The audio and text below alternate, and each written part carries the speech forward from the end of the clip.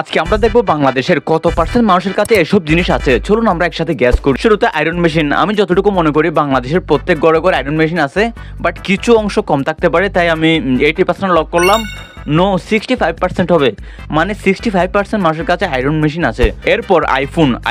I think আমি যতটুকু মনে করি বাংলাদেশে অনেক মানুষ ধনী আছে ভাই, আমার কাছে তো আইফোন নেই। আমি যতটুকু মনে করি 50% হবে আইফোন আছে। 50% লক করলাম। নো, 11%, শুধুমাত্র 11%। এমনিতেও রোডে ঘাটে সব আইফোনই দেখা দেয়। এরপর 6 ফিট হাইট, অর্থাৎ 6 ফুট হাইট, 6 ফুট লম্বা বাংলাদেশে আমার মনে হয় সর্বোচ্চ 2% থাকতে পারে। আমি 2% লক করলাম। নো, 1%, এদের লম্ব বলে। এরপর কারেন্ট বা বিদ্যুৎ। কারেন্ট আই থিঙ্ক আমি যতটুকু মনে করি 95% অবশ্য হবে। আমরা অনেক আগে থেকে জানি বাংলাদেশের প্রত্যেক ঘরে ঘরে বিদ্যুৎ আছে, তাই আমি 95% লক করলাম। নো, 87%, 87% মাত্র। সর্বশেষ ব্রাশ, অর্থাৎ বাংলাদেশের কত পার্সেন্ট মানুষের কাছে ব্রাশ আসে বা ব্রাশ করে। দেখি এর উত্তর আপনি কমেন্ট করে জানান।